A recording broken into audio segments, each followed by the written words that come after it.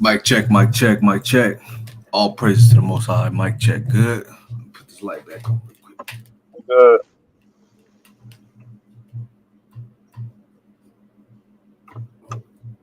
Con.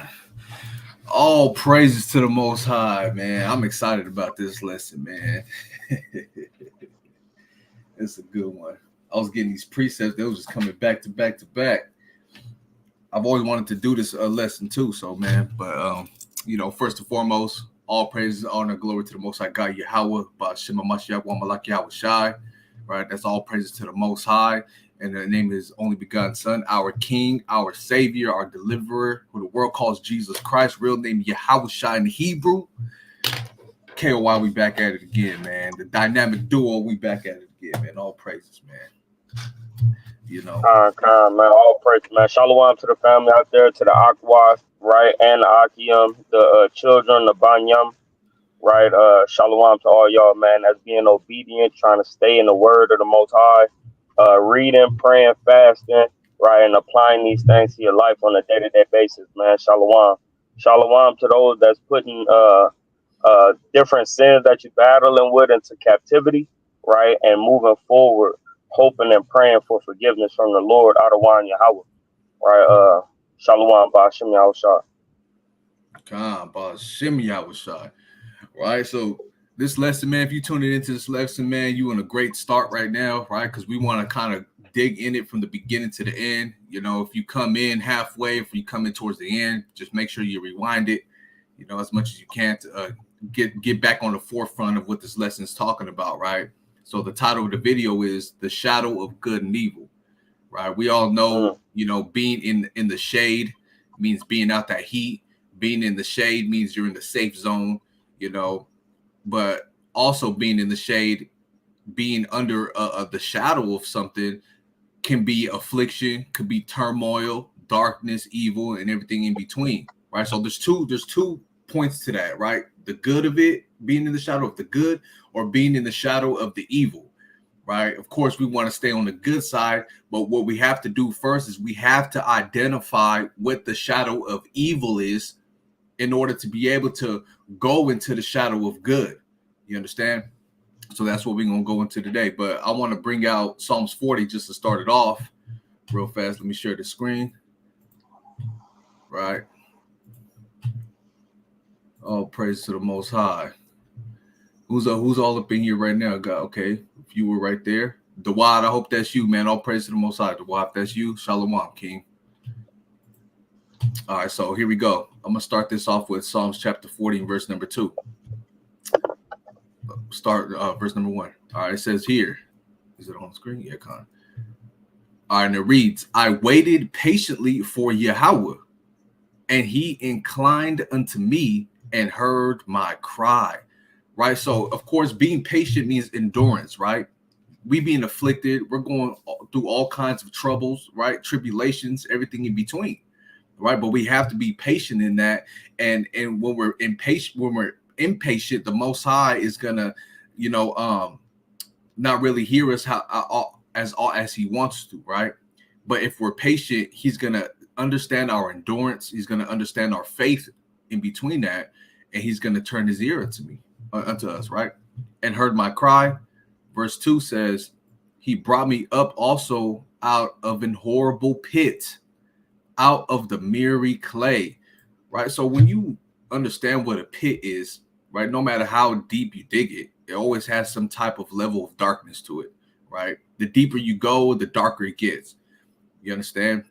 So if you fall into a pit, you want to be able to have enough leverage, enough to be able to get out of that pit, right? Okay, I only feel a couple feet in, I can climb out, right? But the more you dig yourself into a deep, deep ditch, the harder it is it's going to be to get out of that ditch. You understand? And set my feet upon a rock and established my goings. So if you find yourself in a state of trouble, in a state of affliction, always understand that there's going to be a way to get out of that if you're trying to seek it. But if you just give up and you lie in that ditch, if you lie in that pit, right, and just engulf yourself in evil and darkness, the harder it's going to be for you to climb out of that, the longer it's going to take. Right? If you're 30 feet down inside of a hole, right? It's gonna be hard to get up out of there, right? You climbing up, trying to. It's gonna probably take you some couple hours, right? But if you barely feel in that pit and there's a way for you to get out quickly, hey man, do it, right? So you can establish yourself upon a rock, right? A strong foundation, right? You climb out of the pit, now you can just keep pushing. That's why it says here, established my goings, right? Verse 3, and he hath put a new song in my mouth, right? Even praise unto our power. Many shall see it and fear and shall trust in Yahweh, right? So, what does a song represent? A song represents joy, mirth, peace, gladness, right? The song that we're singing right now is everything that's horrible, man, right? Singing unto damnation, singing according to our tribulation, our affliction, right? But there's going to be a time where a new song is where we're going to be singing, and this is going to be established with peace, joy, love, right? No longer suffering, affliction is gone from the night into the morning, right? But we have to trust in Yahweh. One more, verse 4. Blessed is the man that maketh Yahweh his trust, and respecteth not the proud, nor such as turn aside to lies. Right? So you will be blessed. Your goings will be established in righteousness. The Most High is going to guide your path. He's going to guide you to everlasting peace, right? If you trust in him, right?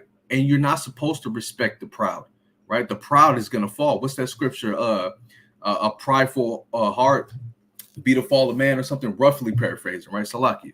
But you get what I'm saying, right? Nor such as turn aside to lies, meaning you're not easily swayed by the lies that this world has to offer, right? You got Satan and demons in your ear trying to tell you to go this way, right? No, that's going to lead you back into that pit of darkness, right? You need to trust in the Most High, because the Most High is not going to lie. You understand? He's going to establish you if you trust in him, and guarantee your goings are gonna be established in peace, man. Right? You got some, King?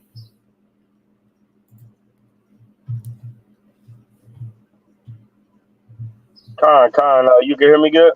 Yeah, come. Con, I just what you was reading on right there, man, it just made me think about it in Songs of Solomon, man, where the Lord said that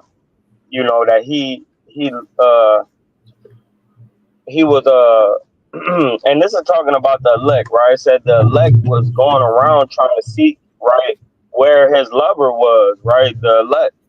And it says uh when he went out, or when the elect went out to go look for him, he saw a couple watchmen, right? And then at the end of the day, when he left the watchman kind of told him whatever he told him, right? After he left the watchman, boom, there the Lord had found him. So even when we not feeling like we under the Lord's protection, right? The Most High, Yahweh Bashem Yahushai, they protect us, right? And I just want to read that right quick. This is the book of Songs of Solomon, chapter 3, verse 1 to verse number 4. Let me get there real By quick. night on my bed. Let me pull it up. Salakia. All right, songs 3. Okay, go ahead. Khan, by night on my bed, I sought him whom my soul loveth.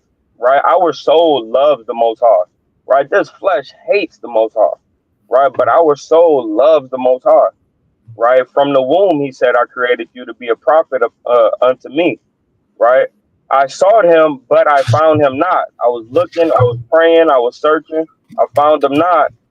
I will arise now and go about the city and the streets, and in the broad ways I will seek him whom my soul loveth.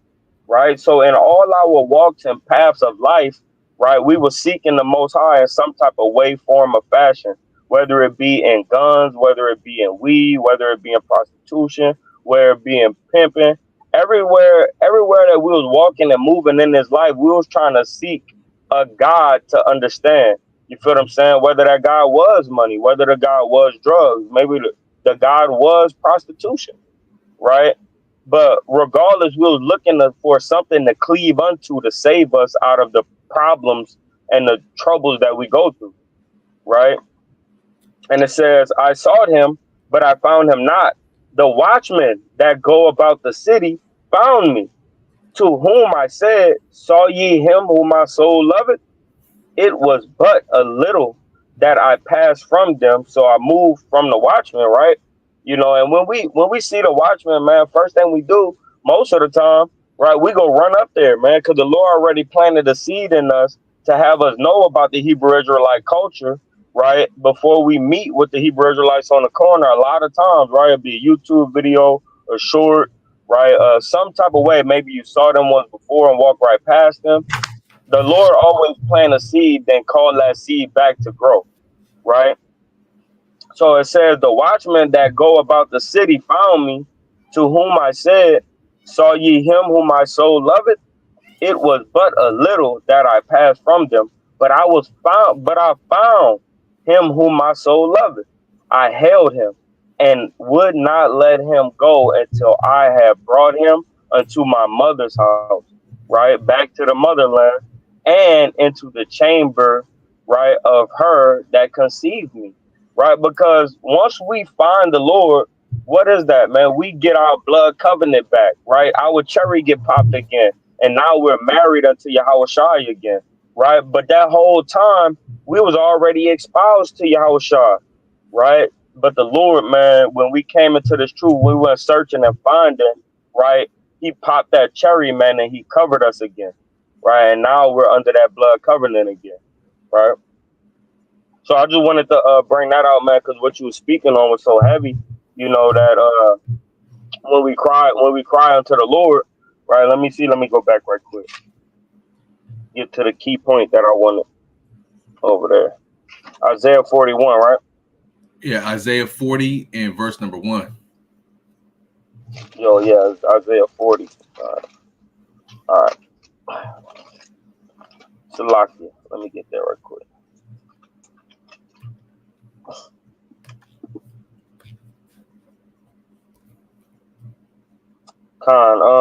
No, it was Psalms. My bad, Psalms. Oh, yeah, Slucky, yeah, Psalms. You confused me too when you said Isaiah. Yeah, my bad. It was saying some good stuff over there, but it wasn't what you said. All right, there we go. Psalms 40 and 1. It says, I waited patiently for the Lord, and he inclined unto me and heard my cry. Right? So the same thing that we seeing, right, with the elect that get this spirit put on them to go search for the Lord. That's exactly what's happening, in the Psalms of David, right? He said, I waited patiently for the Lord, meaning I was looking for him, right? I was searching for him. I was praying for him, right? I was praying to him. I was praising him. I was fasting, right?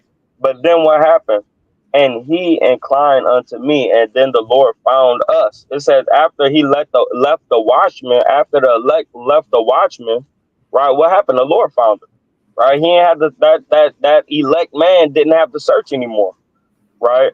So, and it just goes to show you, man, how we're under the Lord's protection. When you read verse 3, it says he put the new song, right? Also, that could go into a new statement, right?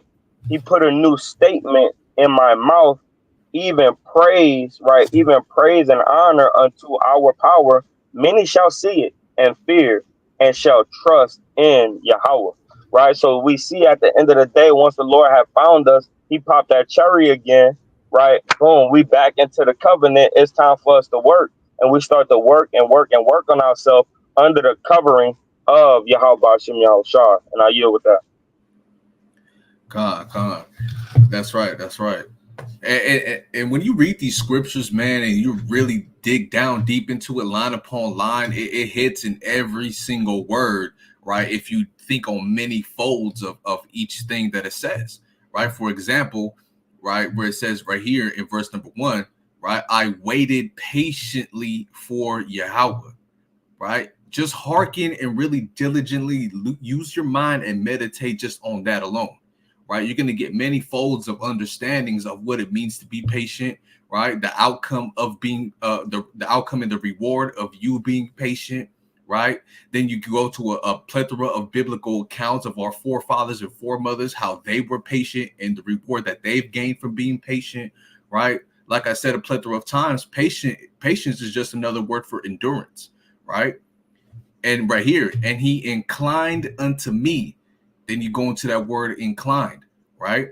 Means he's diligently putting his ear to you. He's being long suffering to you, right? It's a powerful thing when you understand that the Most High is hearing you, right? For doing what? For being patient and enduring, right? And heard my cry. What comes with and heard my cry? Joy, mirth, peace, right? Understanding, right? To seek that, to know that the kingdom is coming and that you being patient and the Lord hearing you being patient and seeing your works and your goings, he's going to hear your cry, man. Going into that word cry, right? Crying is just not okay, just tears fall down. No, crying comes with a whole bunch of emotions and behind it. And with those emotions come with actions, right? I'm so afflicted, I'm so trodden down in the shadows of death, right? The Most High will incline his ear. He will see that you're being patient through that tribulation, and he will hear you. That's mighty, man. That's mighty, man. Right? But that's what I wanted to bring out just to start it off with Psalms 40, right? Just to revert it back to the topic that's at hand. Not that this was off topic, right? It actually goes with it. But, we always got to hit them with the, a good start. Psalms 40, I think, was a good start on this. Quick point when you can. Quick point. Go ahead. Yeah, when you can. Yeah, go ahead. Go ahead. Before I started off. So like you were saying, and it made me think, man, because I've been thinking about this since the last time I read with my rib. People that read the Bible fast and only read like a newer translation, right? They really they don't. I believe that they don't believe, and I could be wrong. I believe that they don't believe that that Yahweh's words are a living word, right? I believe that they just want to get through the chapter or get through the verses. They don't really believe, right, that Yahweh's word is living, right, through Yahweh Shai, and this book is sent to comfort us. Like these scriptures are part of the Holy Spirit, right?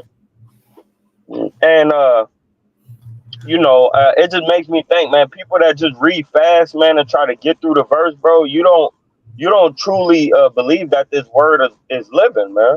90% of the time, you don't believe that this is a living word, right? 90% of the time, you truly don't trust in the Lord, man. When you try to speed through his word, man, you got to take this down bit by bit, piece by piece.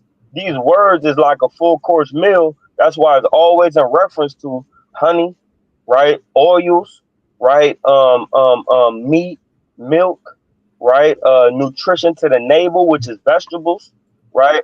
We got a full course balanced meal, but when you eat, you don't just just get the stuff down, man. You actually sit there and you kind of like, damn, man, you seasoned the hell out of this one, you know. And we got to stop just reading fast through the word of God, man. We got to realize that this word is really living, and these words should jump off the pages, right, until your digestive tract, man. Mm-hmm. Right. And I just wanted to bring that out since you was talking about, man, sometimes you got to slow down, right? You got to slow down, man, and really digest what's being said. You might do that with some quick ramen you make on the thing for 2-3 minutes, so you might just scarf it down. But once you put in the work in, you making a steak, you got some mashed potatoes on the side, you got macaroni and cheese, a little bit of greens, get you a cup of some ice, throw some cranberry juice in there. You're gonna take your time with that, man, right? Because you diligently put your effort into making that. You're not just gonna scarf that plate down. Nah, let me take a little bit of that mac and cheese. Let me take my time with it. You know what I'm saying? So that's what we got to do with these scriptures, right? Don't treat these scriptures like it's just some cup of noodles, man. Right? You got to treat these scriptures like it's a fine dine and dinner plate, and really take your time with it, in the appreciation of the diligence of it being made for you. So you got to take that plate and really appreciate that plate, and really take your time with the mashed potatoes. Take your time with the mac and cheese and the greens on the side. Don't drink all your juice at one time. No, man. Right. So that's what we got. That's a real good point, man. Real good Mm-hmm. analogy too. I like that. It ain't no cup of noodles, man. But yeah, let's go ahead and go forward with the lesson. So of course, a shalom, peace and blessing to the three viewers that are in here. All praise to the Most High. So look, man, right? What we're talking about here is the shadow of good and evil. First, we need to identify what the shadow of evil is in order to want to seek the shadow of good, right? So let's go ahead and jump into it with the Psalms chapter 23, right? The classic scripture, right? Everybody should know this one. Psalms 23 and verse number 1, right? Yahweh is my shepherd, I shall not want, right? What does it mean, I shall not want? Meaning you're not going to lack, right? You're not lacking anything, right? Because the Most High, Yahweh Ba'ashem Yahweh Shai, is the one that's leading the sheep, right? Into righteousness, into that guided right path, right? And you're not going to lack when you let yourself be led by the spirit of the spirit and power of Yahweh Ba'ashem Yahweh Shai, right? Verse 2, he maketh me to lie down in green pastures. Like I said, when you really dissect these scriptures line upon line, what does it mean to lie down in green pastures? Meaning you're safe, no worries, right? The cool, nice breeze, you relaxed, right? You're not over there watching your back and trembling in fear for wolves because you're inside that gate. Understand? Mm-hmm. He Yep. leadeth me beside the still waters. He restoreth my soul. He leadeth me in the paths of righteousness. Come on, see? Oh, praises. It brought it out right there. For his name's sake. Yea, though I walk through the valley of the shadow of death, I will fear no evil, for thou art with me. Thy rod and thy staff, they comfort me. Right? So even though we're walking in the midst of wickedness, iniquity is abound every corner you turn, right? We're not going to be fearing any evil. Why? Because we're being led by the Spirit. We're being led by the Most High. You understand? Because he's with us. And when it says here, thy rod and thy staff, right? That rod is represents strength. It represents power, rulership, right? Being ruled over by the spirit and power of Yahweh Ba'ashem Yahweh Shai. And thy staff, right? What do you need a staff for? It's a guiding stick. You understand? They comfort me. So when you're under the power of the Most High and you're letting him guide you, that's going to be a comfort to your spirit, your soul, man. That's why it says here, he restoreth my soul. These things bring us back to life. These things bring us out the valley of dry bones, because the valley of dry bones is also in the midst of the valley of shadow and death. It's one and the same, right? If you're operating in the valley of the shadow of death, and you take on its customs and you adopt it and you adapt to the situation, right? And the environment of it, guess what? You're going to become a dry bone. You understand? But the part I want to hear was, Mm-hmm. though I walk through the valley of the shadow of death, right? We got to find out, what is the valley of shadow of death? Let me get that real quick in Job chapter 16.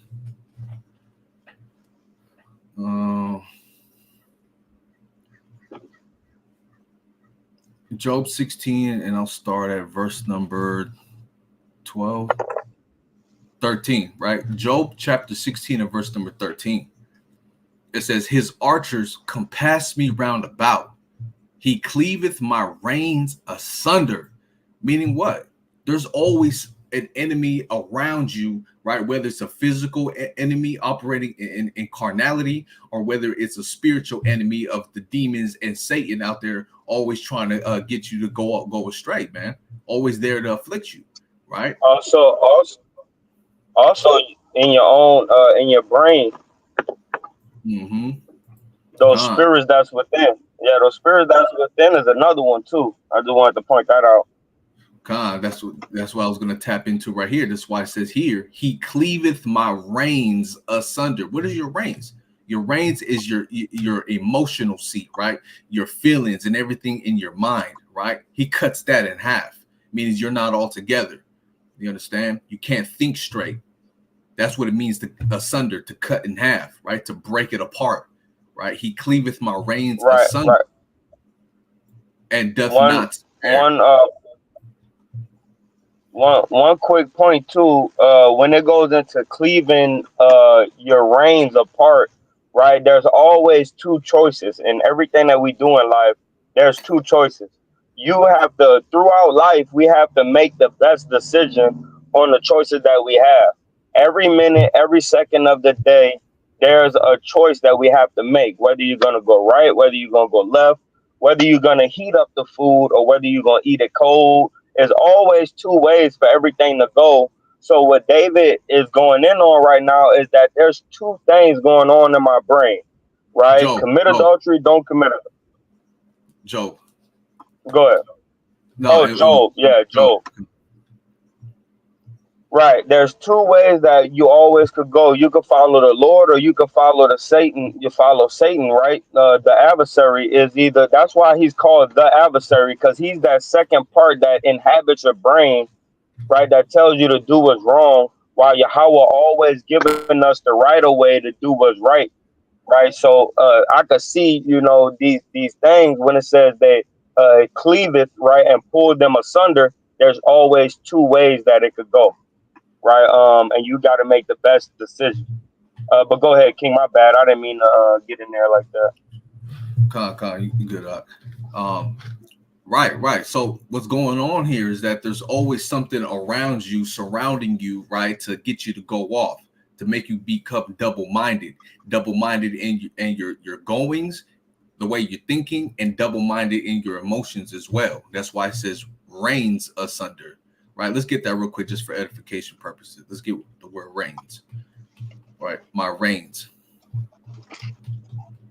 It means kidneys, physical or of physical organ, right? Your inner parts, right? Of seat of emotion and affection, right? Kidneys, reigns. That's what it means. As the interior self, right? The mind. Boom, right there, The right? deepest part. Yeah. God. And doth not spare. Man, you don't give a damn about you, man. You don't care about how you feeling, right? You don't care about, oh, you know what, he's kind of vexed. Let's kind of, heal it. They don't give a damn about you, man. And what is this going into? This is going into the archers that compass you around about these enemy forces, right? The spiritual warfare, right? Also on a physical level, you know how they do us in the realm of carnality, in the physical realm and in the spiritual realm. You know about that, right? He don't give a damn. That's why it says, and doth not spare. He poureth out my gall upon the ground. What does it mean he poureth out my gall upon the ground? Let's get that definition right here. Boom. Right? Bold or impudent behavior, right? Meaning your behavior, right? Everything that you are to act upon it, he can care less about that. How you act upon it, right? He wants you to go off. He doesn't care about you trying to heal that behavior and heal yourself and to act upon righteousness. Also, in another fold right here, bitterness. Right? Don't care if you bitter. Don't care if you vexed. Don't care if you sad through affliction. He can't give a damn about you. Right? That's the spiritual side of it and the physical side about it. You understand? They're made to make you go off. Where am I at? Verse 14. Right here. Hey, Verse pull it 14. back on the screen. Okay, Sluggy, the water. Verse 14. He breaketh me with breach upon breach. Meaning it's not enough, man. Right? He can pierce you through your armor, right? But it's not enough. He's gonna breach another hole in you, right? He's always gonna attack your mind, and everywhere he can't get his spear into, he's gonna keep thrusting you through, right? To ultimately break you down. Right? Breach upon breach. Oh no, let me stab him one time and that's it. No, man, he's gonna make sure that whole armor come off. Right? The Ephesians 6 armor. Understand? Reading on. He runneth upon me like a giant. I'm gonna let that pass by.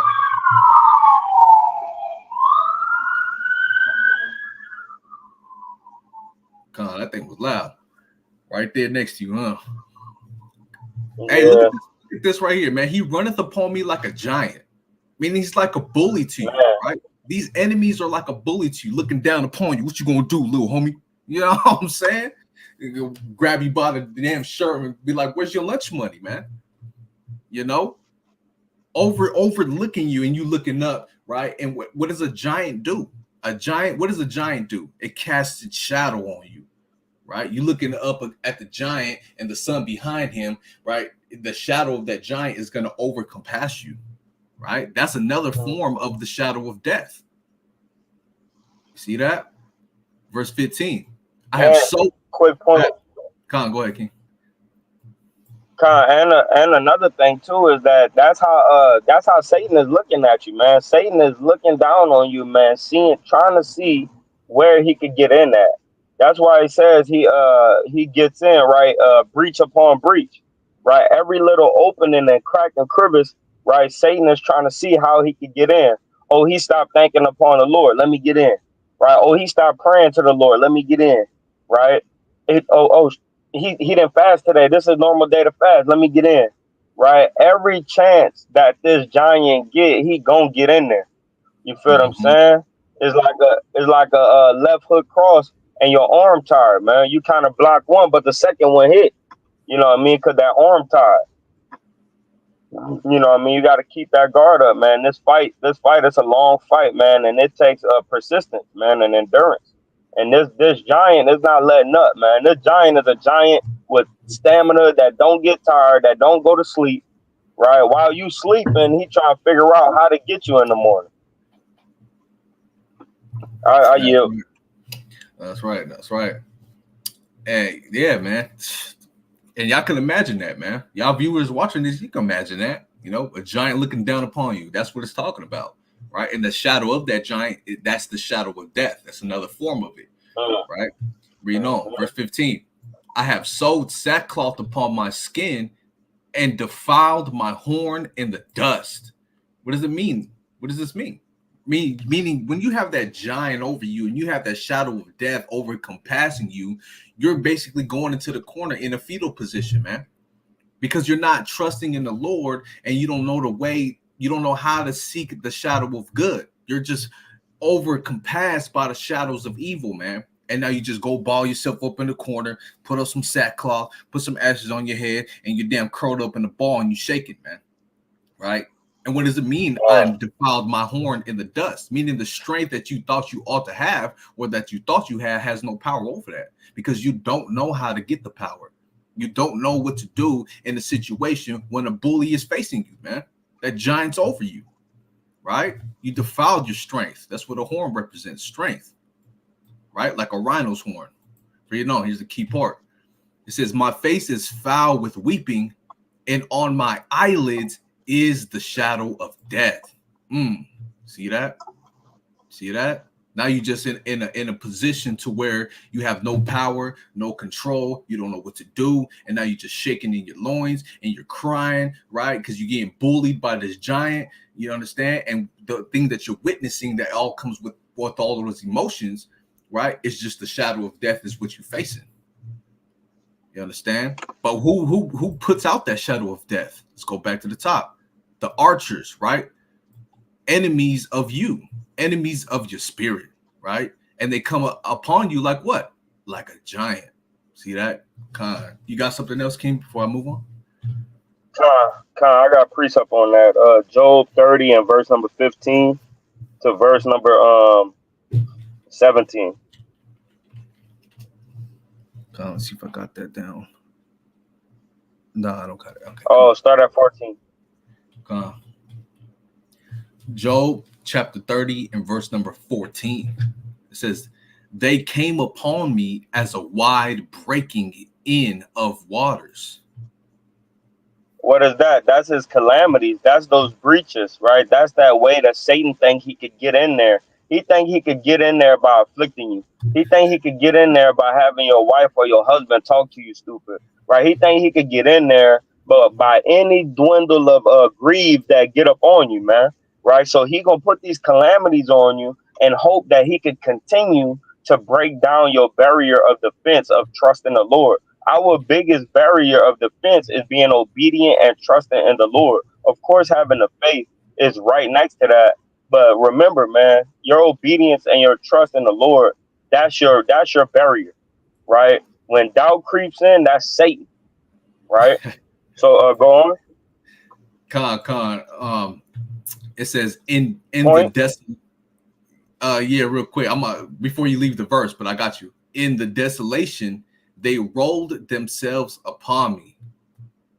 So all these afflictions, man, in my desolation, when I done lost everything, when everything is coming against you, they help and put more pressure on you. They help and they say more dumb stuff, right? These people around you tell you what you should have did instead of helping you, right? While you're going through these calamities, man. Where were you at, man? When I needed ointment put on my back because I got boils, man. Right? Where were you at, man? When my sheep was taken away from me by fire and I was sitting there crying. You weren't there to wipe my tears, man. The Lord was, right? Where were you at, man? Right? Because I was desolate, right? And then the Lord, well, Satan send you damn evil spirits to come and vex me more, right? Mm-hmm. It says, in the desolation, they rolled themselves upon me, man. You come up upon me while I'm already beat up, busted, and disgusted. You send another spirit on my wife, man, to tell me curse God and die, man. That's already right behind my eyelids, like the bro just read, and I think that was chapter 16, right? It's right behind my eyelids, man. I'm yearning for death, right? Why the hell are you gonna come and try to talk me into doing myself in? That's off, man. You should be trying to ease my wounds, not put your finger in it. Right, read on. Con, I also want to make a point on that. Go ahead. Um, on that first and second part, right? It says they came upon me as a wide breaking in of waters, right? And I want to pull this up right here, right? This movie I seen it a long time ago, but I always remember it, right?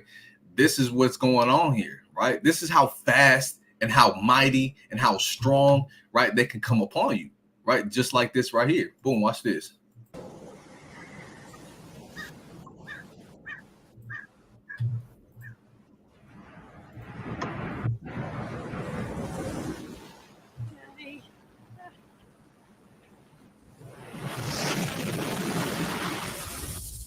Boom, see that?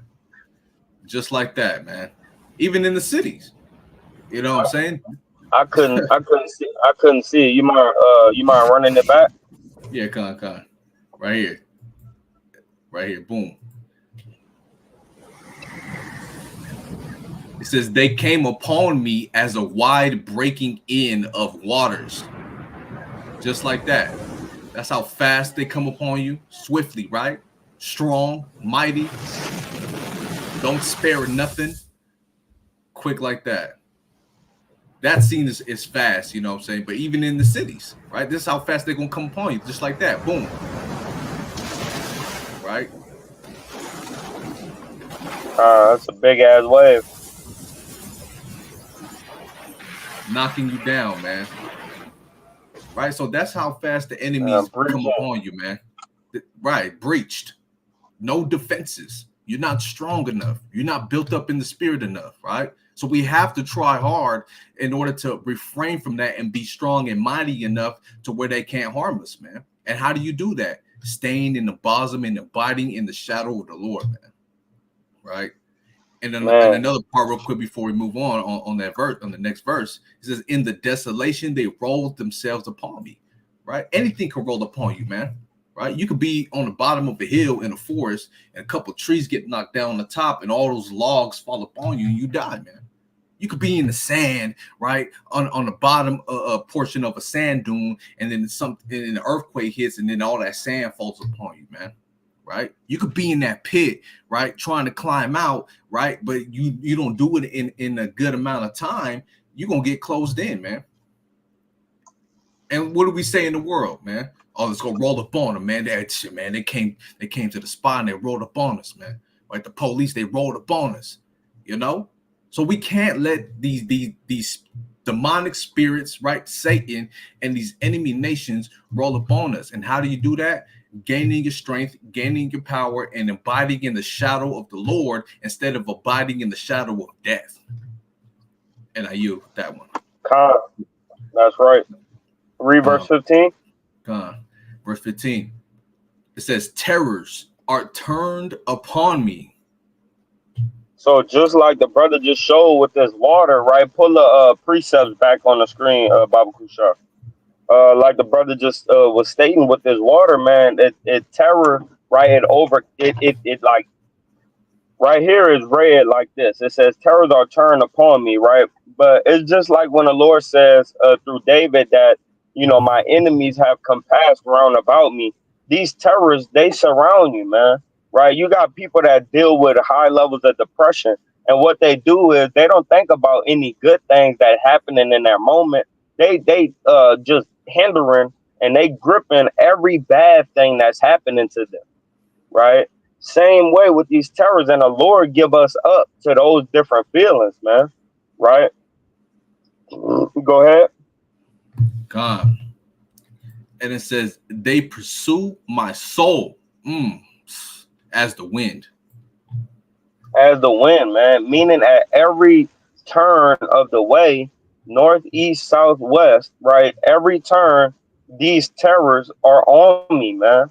Right? And that's all I can feel right now, right? It's terrors, right? We in these moment of times where all we can see is the worst in things, we have to look for the best in things because the best is where we see that light. The best is where we see that hope. The best is where we keep our faith. The best is where we stay obedient. The best is where we trust, right? We have to make sure that when we going through these fiery trials and Hashatan is on our heels, that we remind ourselves that these had the Lord, yeah, he's vexing me right now. I'm still alive. Yeah, the Lord, he got Satan on my tail, right? But he gave me another day to worship him and serve him, right? Look at the good in things instead of harping on the bad, right? Because these bad things they'll overtake you, man. You'll kill yourself, right? Go ahead. God. And it says, and my welfare passeth away as a cloud. Me feeling okay is passing away just like a cloud, man. One moment is there and one moment is gone, man. Right? And sometimes clouds slowly fade away, right? And this is where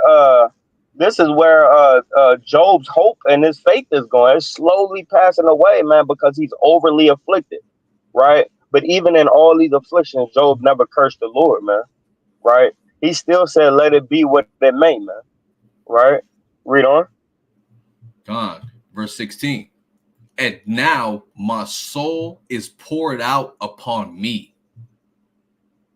And then when he goes and says, "My soul is poured out upon me," that's all those righteous things, all those things, that trust, that faith, that hope, everything, man. It gotta pour over you as an ointment, as an anointment, as a dedication, right? That okay, the Lord, this is a season, and the Lord is gonna grab me up out of this, man. I'm not gonna be afflicted by Hashatan forever, man. Right? He says, "Many are the afflictions of the righteous, but the Lord Yahweh deliver them out of them all." Right? So it got to come a point of time where I'm going to be okay. So when he pouring out his soul, he pouring out that faith, man. He pouring out that trust. He pouring out this obedience, right? Like ointment upon his body, man. Go ahead. And it says, and now my soul is poured out upon me. The days of affliction have taken hold upon me. And the other part about that is that the days of affliction has taken hold upon me, right? But I pour out my soul on a day-to-day basis unto the Lord, man, which covereth me, right? So as these things are on me, I'm looking for that covering. I'm looking for that anointing. I'm looking for that ointment, man, that's going to heal this, right? So I'm not going to curse you, Lord, but what I am going to do is I'm going to cry unto you. I'm going to fuss about it, right? And Lord willing, you could take it off of me, right? Go ahead, last verse. God. Verse 17. My bones are pierced in me in the night season. And this is where, just like how the Lord worked in the night season, this is Hashatan's stomping ground, right? The night season is the Lord is Yahweh. I mean, is Hashatan stomping ground, man. Right? This is where he play at. This is playing field. And when it says pierce, that's the same way it was saying in 16, right? About the breaches, man. Every time he's just poking a new one, man. right? Till all of my spirit is poured out and I die, right? It's Hashatan just constantly damn trying to get me to bleed out, man, to let all my water loose, man, to give up my understanding, right? That's his mission, man, right? But just like Hashatan is standing over us like a giant, right, covering us with the shadow, right? Yahweh Shai and Yahweh is covering us with their shadow, man, and he have put within us his light, man, to shine forth, to break down these shadows of evil that cover us, man. Right? Read on. God, and it reads and it says, "My bones are pierced in me in the night season, and my sinews take no rest." Meaning they constantly working, man. His thoughts is constantly going. Right? Those sinews is the deepest part of you, man. All this mourning and groaning and all that, it's just constantly going, man. It's not stopping. Right? But as we always hear Job do and say, he never ceased to call out and cry unto the Lord, man. Right? And I yield with that. God. So yeah, man, it's within you, right? Your sinews. A point I want to make right here is well, I'm actually going to come back to this verse because I'm going to use it as a precept for something I have, right? But what I want to touch on is right here is, "and my sinews take no rest," right? So let's get that definition right here. Sinews means a piece of tough fibrous tissue uniting muscle to bone or bone to bone, a tendon or ligament, right? Or the parts of a structure, system, or thing that give it strength or bind it together. So he's falling apart, man. Right. So you have a physical body, but then you have a spiritual body, right? His physical body's probably falling apart. You know what I'm saying? He's just lumped over, right? Sackcloth on because of that giant he's facing in the shadow of death, weeping, right? He's a mess, man. Like we say in the world, man. Damn, he's a mess, man. Right? But also that spiritual body is falling apart as well, right? Your arms are detached from your shoulder, your legs are detached from its kneecap, and you're not going anywhere, and you're not putting your hand to anything, right? Your brain, your spiritual brain can't think straight. Your physical brain is all vexed up. He jammed up, man, and physical jammed up, and he's spiritually jammed up. So you don't want to be spiritually jammed up or physically jammed up as well, man, right? This is a great affliction of plead that Job had to go through, and you might be going through that, right? You brothers and your sisters out there might be going through that, but understand that this is only going to be for a time. You understand? Don't get caught up in the shadow of death. Oh, and if you're in the shadow of death, you have to know the way out of there, right? And I yield on that one.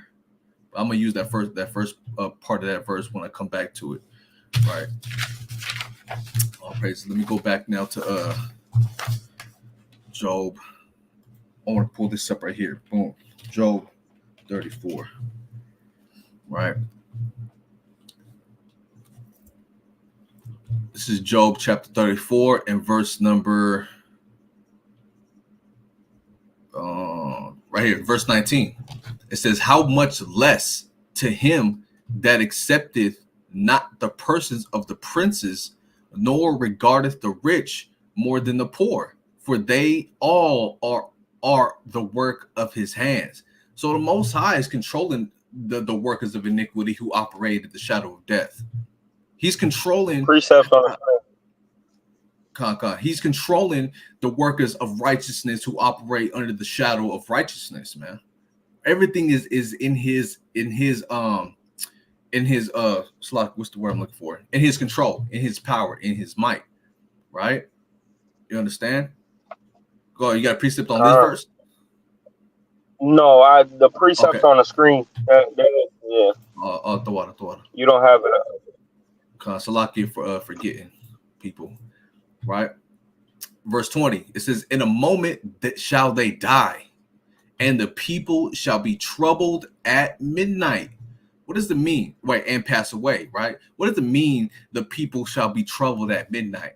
Meaning at that final hour, at that final moment, and their time is come, they're gonna be troubled, man. They're gonna be vexed, they're gonna be trembling, they're not gonna know what to do. They're going to thought everything that they've operated in was always for good, because that's why the scriptures say, woe to him who calls evil good and good evil, right? So when that midnight and that final hours and that minute hand and that hour hand strike midnight on these workers of iniquity, they're going to be trembling, man, right? And pass away. They're going to die. And the mighty shall be taken away without hand. Meaning what? Meaning without a force of to get them out of that situation. No works that they can do to escape that judgment. Verse 21, for his eyes are upon the ways of man, and he seeth all his goings. There is no darkness nor shadow of death where the workers of iniquity may hide themselves. So they're not going to be able to hide themselves in their ways, man. They're not going to be able to be safe where they think everything's all glamorous, everything is all good, operating in the realm of the shadow of evil, right? In their whole valley and the worlds and the cities that they built up, thinking they can hide from the judgment. No, man. They're not going to be able to hide in that day. Verse 23, for he will not lay upon man more than right. And we understand that what's right, a righteous justice or righteous judgment for the workers of iniquity who operate in the shadow of death. What is that, man? Double to that which is. Give them double that cup, right? That's righteousness with the Most High. That's justice right there, right? That he should enter into judgment, it's like, for he will not lay upon man more than right, that he should enter into judgment with Yahweh. He shall break in pieces mighty men without number. And that goes to that Isaiah 66, real quick, just a quick bounce. Boom. Right? Without number. Verse number 15. Right here. For behold, Yahweh will come with fire and with his chariots like a whirlwind to render his anger, right? And what is involved in the Most High's anger? Justice and recompense, right? Righteous judgment, right? With fury, and his rebuke with flames of fire. For by fire and by his sword will Yahweh plead with all flesh, and the slain of Yahweh shall be many, right? That shall be many right here is without a number, right? It doesn't say, oh, it shall be 100,000 people.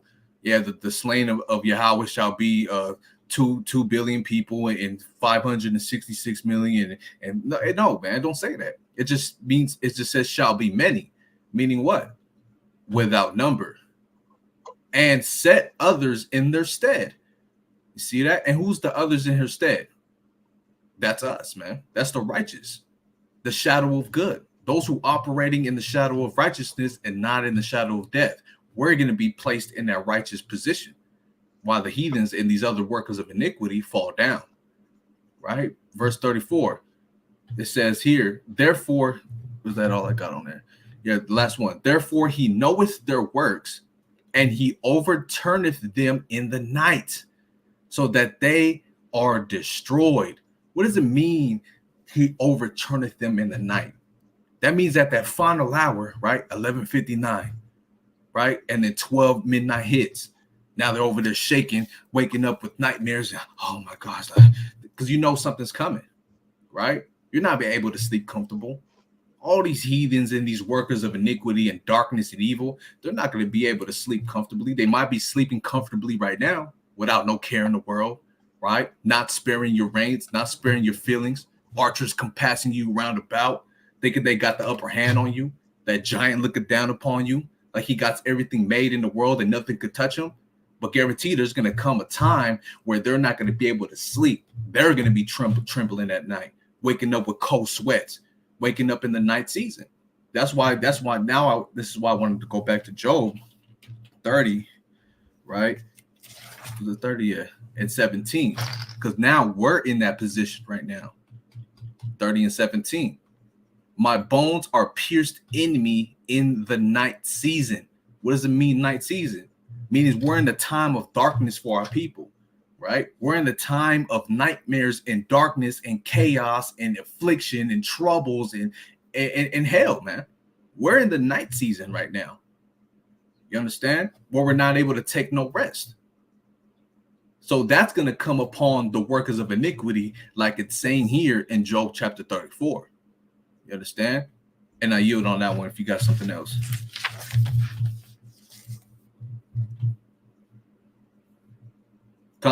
Chat. Let me know, chat, if y'all following along with the lesson, right? Taziathan pulled something up.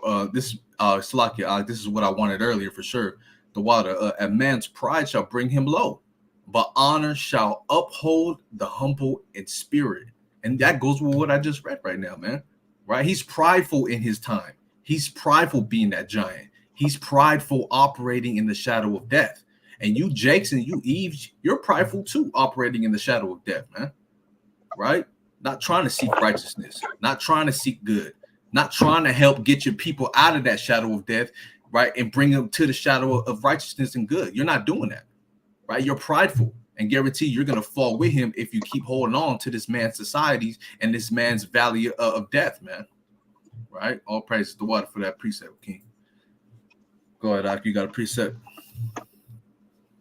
I'm gonna go in when you start talking about them both, because I got two of them that goes in, battling, these two different shadows, or having the shadow of the Most High cover you from the shadow of evil. You feel what I'm saying? Con, Knowing good, doing good. I got something to go on that. So I'm gonna let you kind of just run it till I see an okay, Con. opening.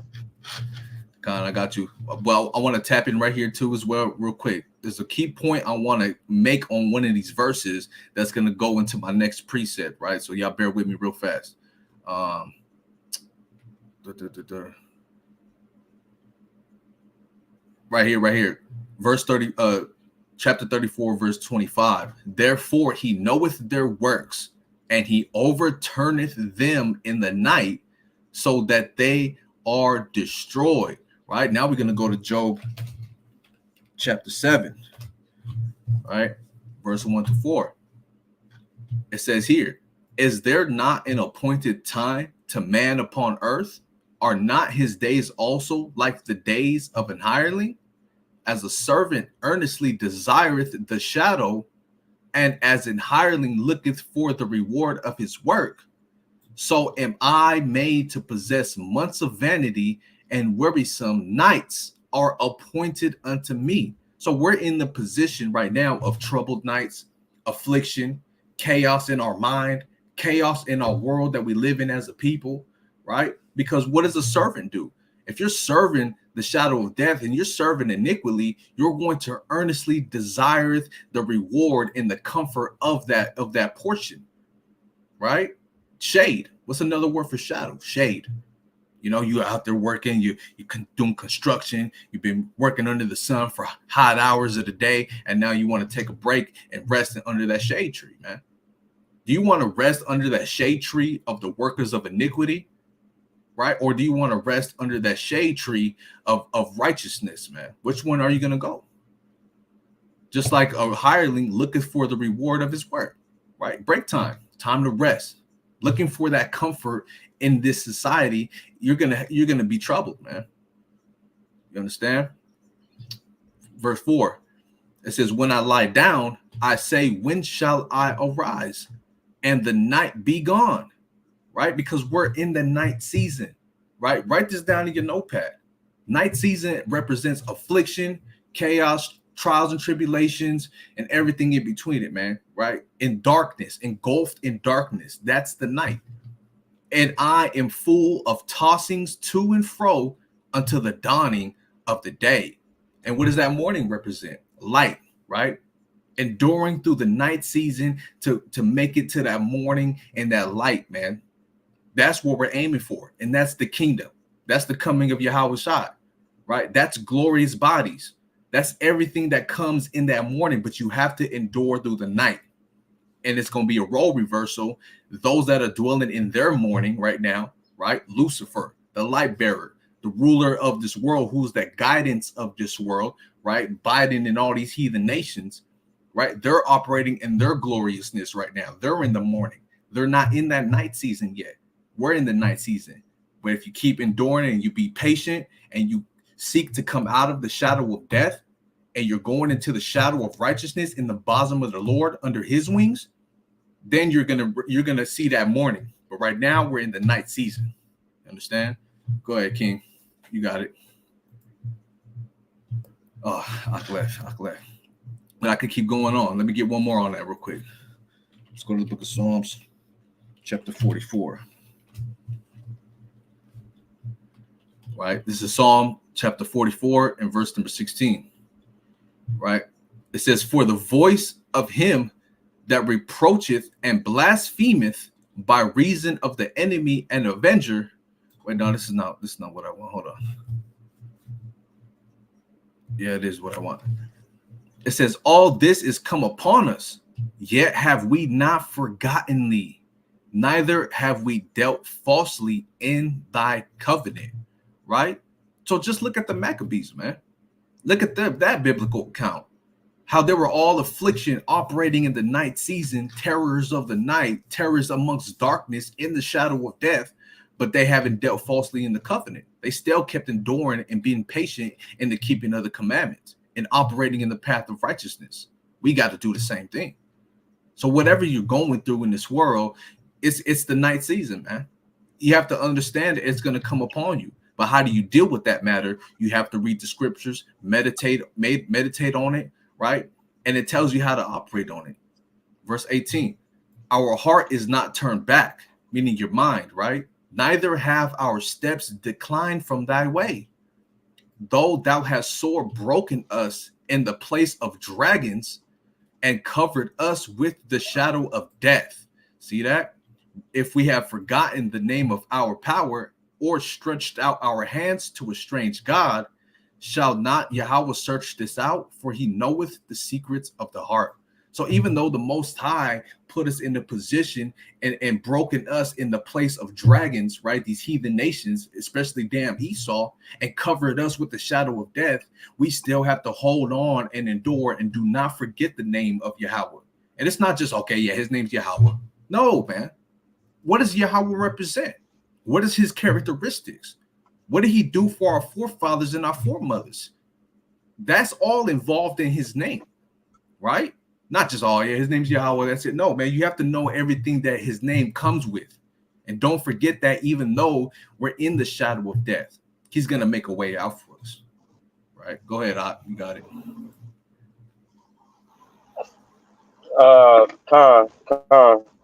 So, quick point, man, on this topic, man. Give me Deuteronomy 30 and verse number 16, right? Because the Lord, man, the Lord, he created all things, right? Everything was made by him through wisdom, right? And there wasn't not one thing that was made that wasn't made by him or through him, right? So these spirits that we battle on a day-to-day basis, I know we talking about it like it's a shadow here and a shadow there, but all of this is spirits, man. Right? Like the Lord told us, man, we wrestle not against flesh and blood, but by powers and spirits and principalities and rulers of the darkness and all these different spiritual things that we're facing, right, on a day-to-day basis. So grab that right quick for me. Con, Deuteronomy chapter 30 and verse number 16. And it reads, "In that I command thee this day to love Yahweh thy power, to walk in his ways, and to keep his commandments and his statutes and his judgments, that thou mayest live and multiply, and Yahweh thy power shall bless thee in the land whither thou goest to possess it." Go ahead. Oh, that's all of it? Go to verse Yeah, 19. God.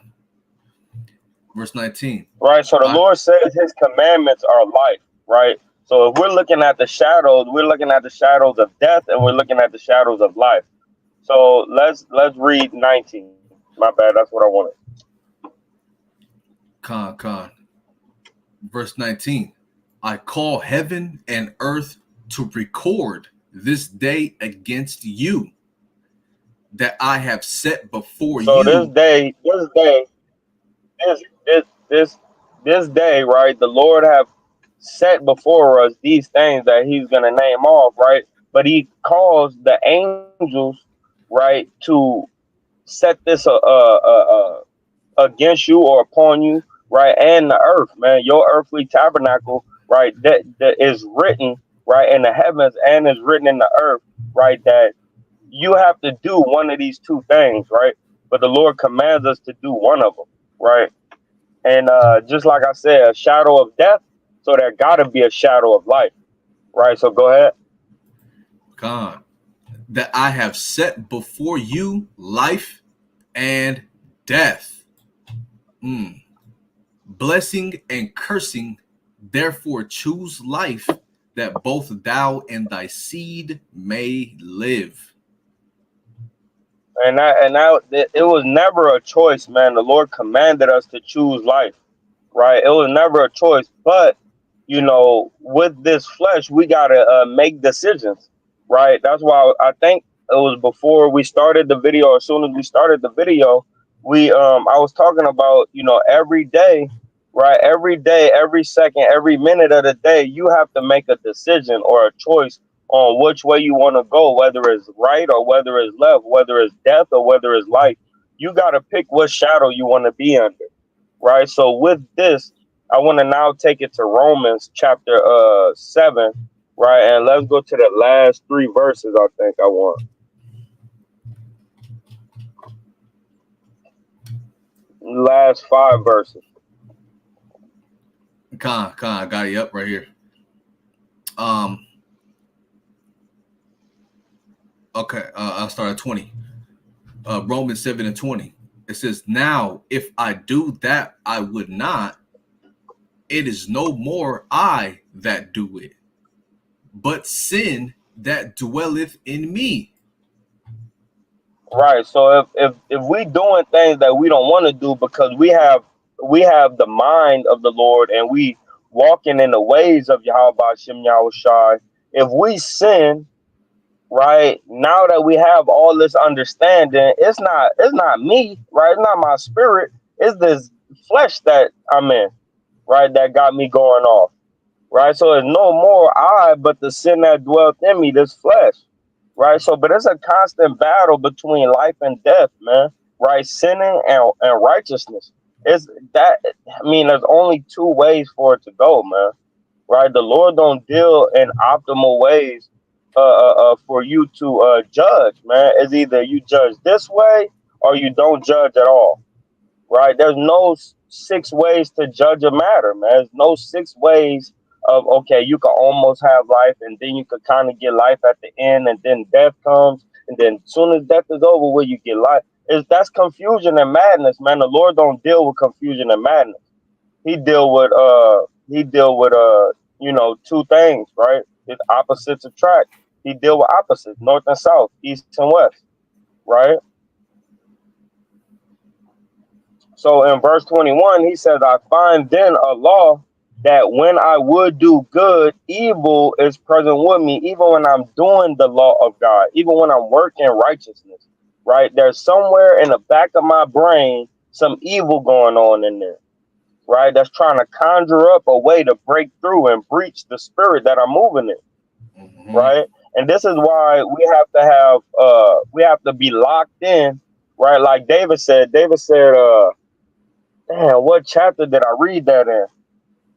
He said, Lord, allow me to know my flaws, man. Right? That's That heavy, was man. Allow that me to was Psalms 34 in verse number 17, I believe. Tell me 17, where right? Yeah, go I'm get it. feeble at. Go Con, yeah, go get it. Go get it for me, huh?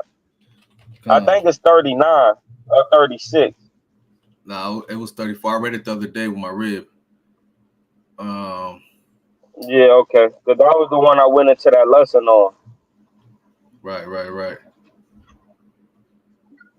Um, duh, duh, duh, duh. Is it 39? Now I'm confused. But Nah, it had to be give me like 1 minute. 36.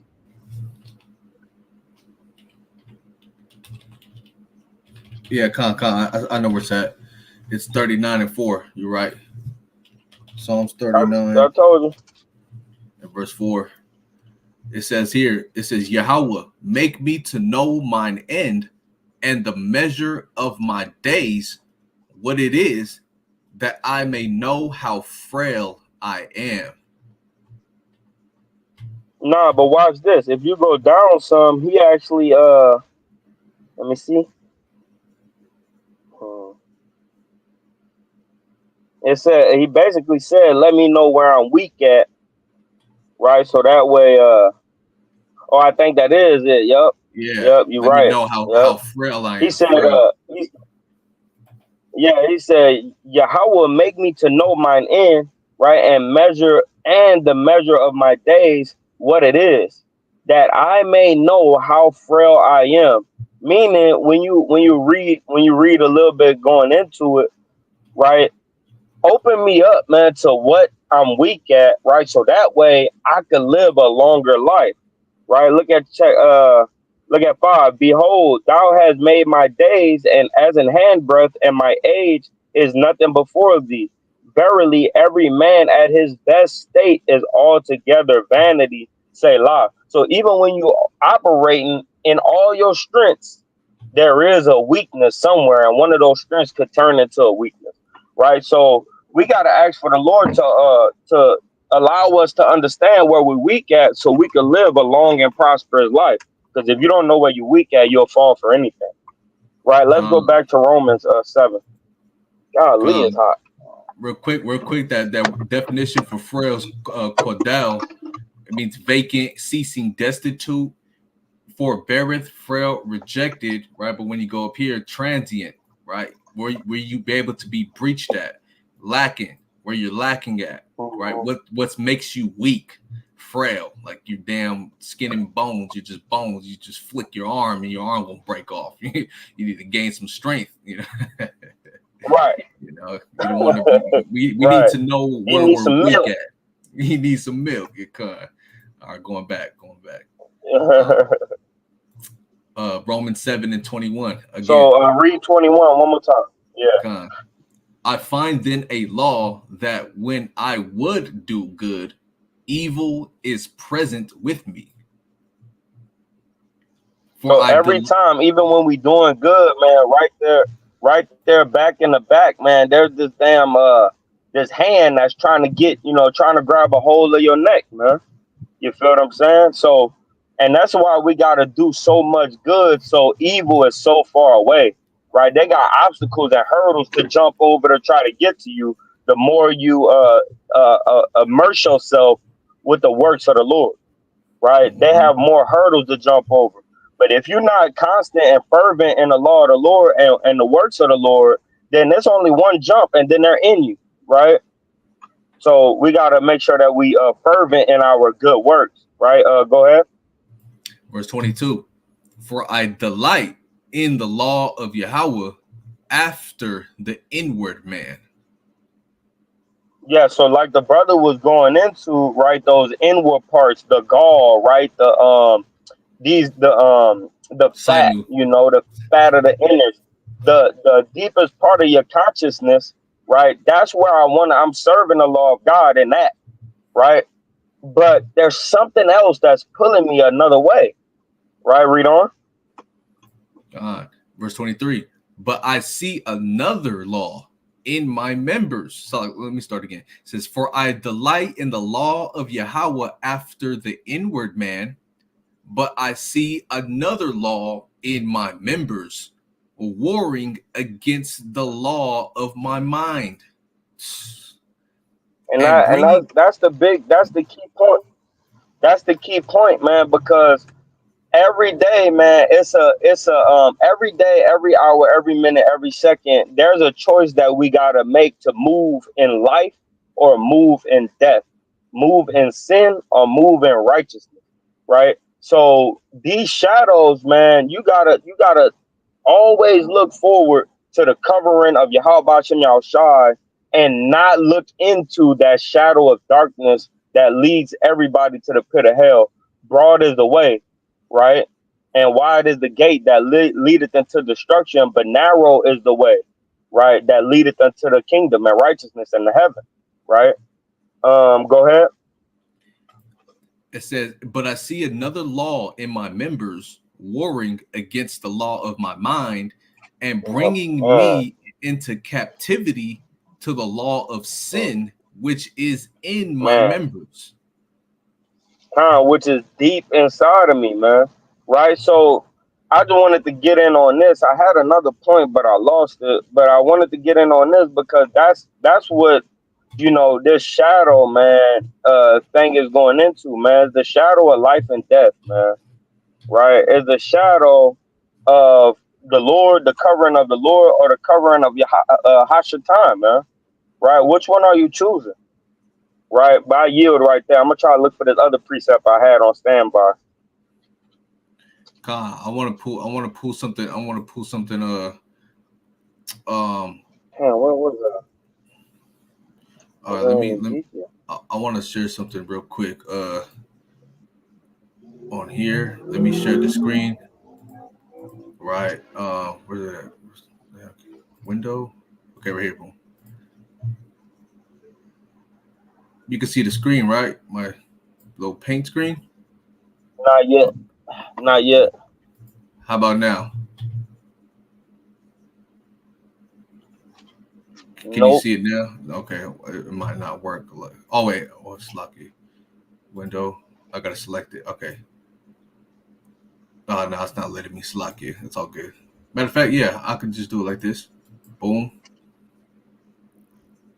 Entire screen. All right, let me know if you can see this now. See that?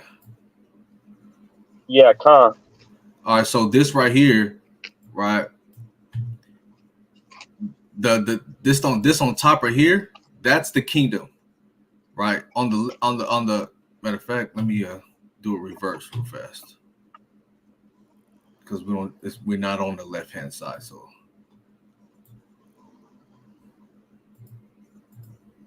I never used this app like this, so I'm kind of slow. Matter of fact, yeah, boom, boom. Anyways, let me just paint this. Right, so right here, this is gonna be evil.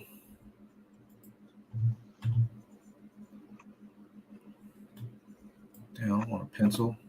I need a brush. Right here, I got a brush right here. All right, cool.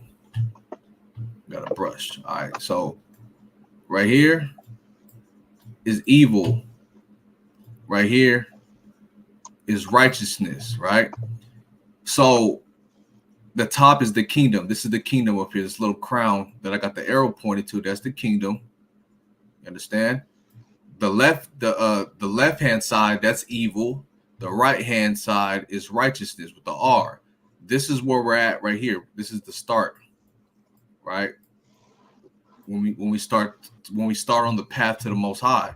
So as you're going in this path line right here to the kingdom, right? See this little road I made, right? This little road.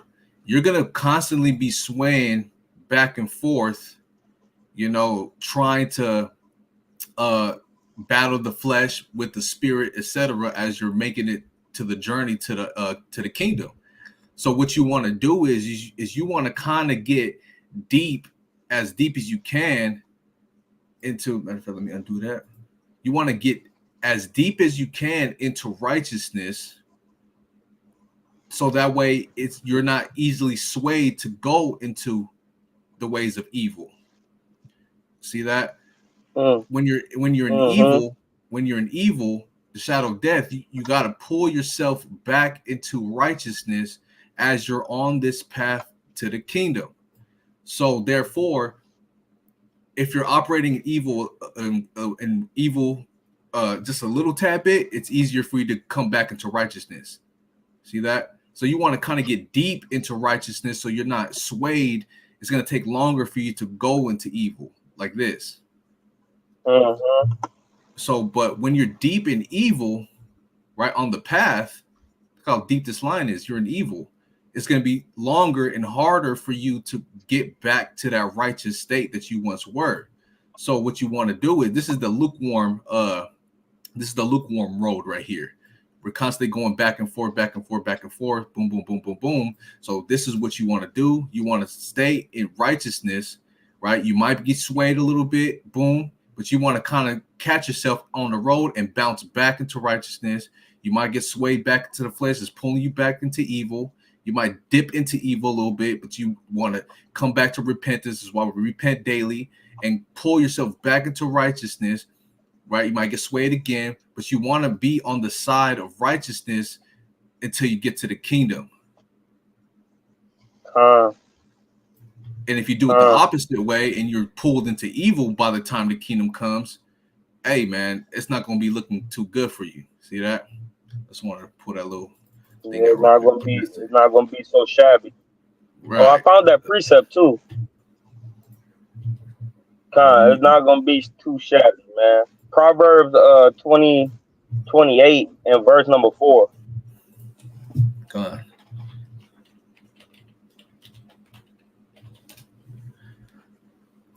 Proverbs And we're 28 gonna and read verse to verse 7. Con. Proverbs 28 and 4 says, "They that forsake the law praise the wicked, but such as keep the law contend with them." Do what? Contend with them. It said those that keep the law contend with them, like the brother was going into on that draft or whatever you call that we're using the pen, right? It When you on the side of the righteous, you will go, like, you will fall, right? But before you fall, you contend with the people that's doing wickedly, man. Hey, that don't look right. Hey, that don't sound right. The way you walking, you're not moving right. You eating that pork, that's not right. You always gonna contend with the wicked, right? You're not gonna praise the wicked, right? Because you living this life that's total opposite, right, from the ways of the wicked. You feel me? So it's a big deal, man, when we come to serve the Lord, man, to know that you have to contend with the wicked. That's the bitter. That's the bittersweet of it, right? This the bitter portion is pleading, right, and going against the wicked. Watch this though. Read verse 5. So this is exactly what Paul was speaking on in Romans 7, verse 20 on down. Really, verse 19 on down. Right, but go ahead. Con. Evil men understand not judgment, Because they but don't they give a damn about judgment. Right? mm-hmm, They don't care about judgment. They care about living their best life in the now, man. Right? We could go to Wisdom of Solomon, chapter 2, right? Verse 10 on down, or verse 5 on down, right? And it'll show you, right, how the wicked think, you know? Go ahead. They don't give a damn about judgment. Go ahead. Con. And it says, but they that seek Yahweh understand all things. Because we measure out things just like Yahweh love balance, right? And he like having a balanced lifestyle, and he want us to have a balanced lifestyle. We like balance. We want a balanced lifestyle, right? So what we do, we try to understand when we go to counsel. If you're righteous or you strive to be righteous, right? When you go to counsel, you want to hear everything. You don't just want one piece, right? You want all the pieces. You put it together, you want to know that you fully understand everything that went down, everything that went down. But the wicked, they can give a damn about judging righteously, man. You killed my partner, I'm killing yours. Right? Hold on, though. Your partner went over there to rob him. Right? Can we at least examine the matter? Nah, Mm-hmm. that don't matter. That don't matter. It does matter. Because the law tell us if you break in my house and I see you, I could shoot you. Right? But if it's like, and that's at nighttime, but during the day, it'll be wrong. So now we got a murderer on our hands, right? Now you can't ask for the stuff back. I mean, now you can't, now the brother got to give you back what he stole with interest, right? Or what he tried to steal with interest. But if you catch him at night, you could kill him. You feel what I'm saying? So hold on, we got, was it at night? Was it during the day? You know, let's weigh out the Mm-hmm. matter, man, right? Because the Lord loves judgment, but the wicked hate it. So the righteous should love judgment, right? And hate wickedness. Go ahead. Verse number 6. It says, better is the poor that walketh in his uprightness than he that is perverse in his ways, though he be rich. It says, man, it's better to operate in righteousness, man, in judgment, right, and justice, right, in something that'll make chaos turn to peace, man. The Lord is a Lord of war, but He also is a ruler of peace too, right? And peace come by you having discernment on how to judge a matter, man, right? But the wicked man, he gonna go on about his day and about his way, and not even think about the right decision and the wrong decision. He's just making impulsive decision as he go, right? And for us, we have to choose life and death, right? Blessing and curse. We got to choose these things. Read the last one, and I'm gonna yield. Con. Verse 7. It says, whoso keepeth the law is a wise son, but he that is a Those that companion. keep the law, those Uh-huh. that Salakia, those that keep the law, they're deemed wise, right? And what they do, they go to the unwise and they try to give them the wisdom. This is why we have to contend for the faith, right? Because we want to make the unwise wise, because we was once unwise, right? Read on. It says, but he that is a companion of righteous men shameth his father. And you that always want to go out, party, do the butt shaking and hop on the butt shaking and all this, that, there, and the third, right? If you around all that, man, and fighting and raving and in these damn rock concerts, punching each other, right? You guys that doing all that, man, you put the father to shame, man. You that get excessively drunk every day, you that smoke weed by the ounce every day or about a damn quarter pound every day, man, you guys, right?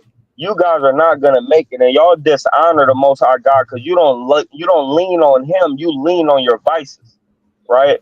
And we need to give up our vices to be able to lean on the Lord even more, right? So Mm-hmm. I yield with that, and that goes Con. with choices. Everybody got choices, right? Go ahead.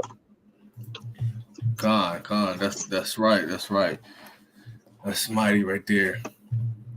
All right, let me pull these couples. Let me get through the rest of these precepts that I got before we close out. Let me go to the book of Job. I Right. got. Let me know when I could get my closing precept. Con. So yeah, man, we have to identify and know what the shadow of. I should have named this lesson the shadow of death versus or the shadow of life versus the shadow of death, because everybody, Christians, whatever, into the Bible, everybody heard of the valley of the shadow of death, but they don't know what the shadow of life is, man. Right? That's very important. Right? Job 24. Am I already there? Okay, yeah. So watch this. Job chapter 24 in verse number 14. Ooh, watch this. Look, it says, the murderer rising with the light killeth the poor and needy, and in the night is as a thief. Right? So these heathens, these workers of iniquity, these evildoers, they operate in night, just like a thief operates at night. Right? All this wickedness in the world that we see today, it all goes down more heavy in the nighttime. Right? Verse 15, what they say out in the world between the hours of like 12 midnight and 3 a.m. All hell's breaking loose in the damn earth. You know what I'm saying?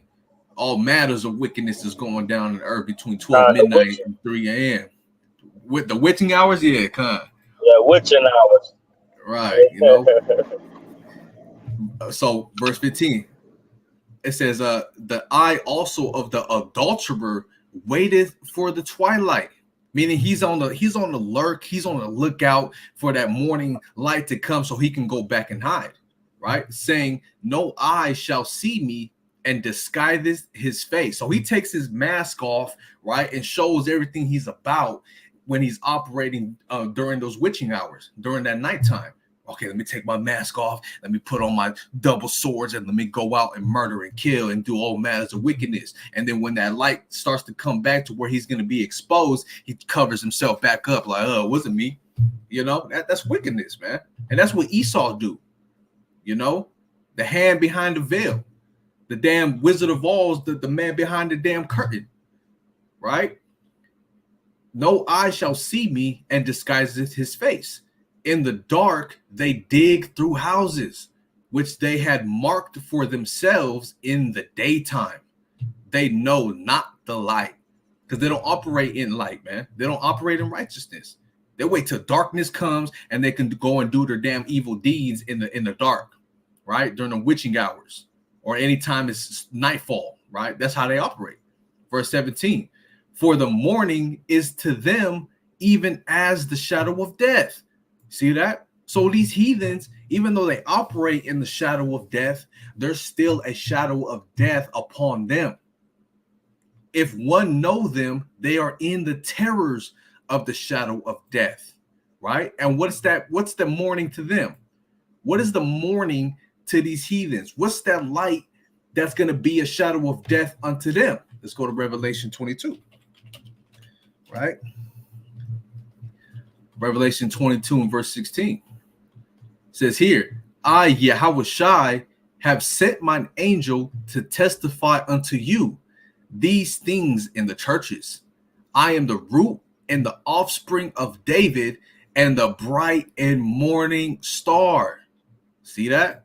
So Yahweh is that light, that morning that's going to come and be so bright that it's going to expose them for the evil that they do in the night season, in the darkness, right? You catch a thief breaking in your house, he going through all your damn drawers, you know what I'm saying? But you come in, you flick that light on, be like, hey, you caught. You thought you was going to get away? You thought you was going to be able to dig through do whatever you want and jump out the window and put that mask back on and hide? No, man. Yahweh Shai's going to come in and flick that light upon them in the midst of their evil, man. See that? And when that light gets flicked on, when Yahweh Shai come back, right, they're going to be exposed for everything that they're doing, right? They're not going to be hiding. And now he's going to be that giant looking over them now. He's going to breach them up, man. Jam them up. He's going to be that shadow over them. See that? So that morning, that's going to cause them trouble, right? The shadow of death, for the morning is to them even as the shadow of death. If one know them, they are in the terrors of the shadow of death.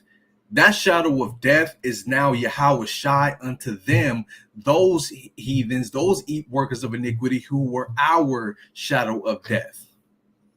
See that? man, reading on. It says, he is swift as the waters. Remember, where did we just read that? What I brought out that tsunami video. What was that? Job 30, right? They come. Let me get that real quick. I gotta get it. I don't want to butcher that. Right, Job 30 and 17, I believe.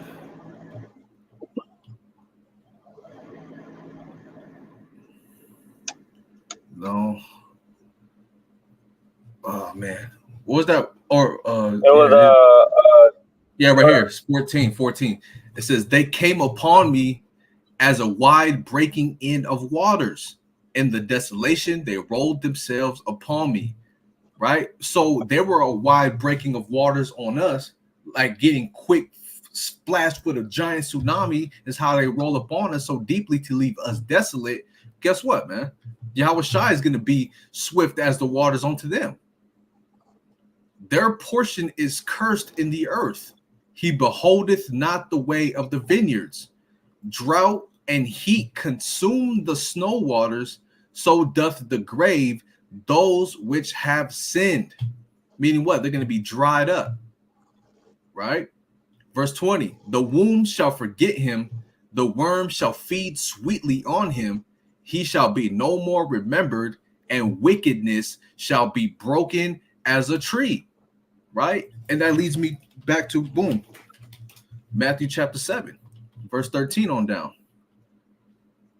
Right? No, verse 15 on down.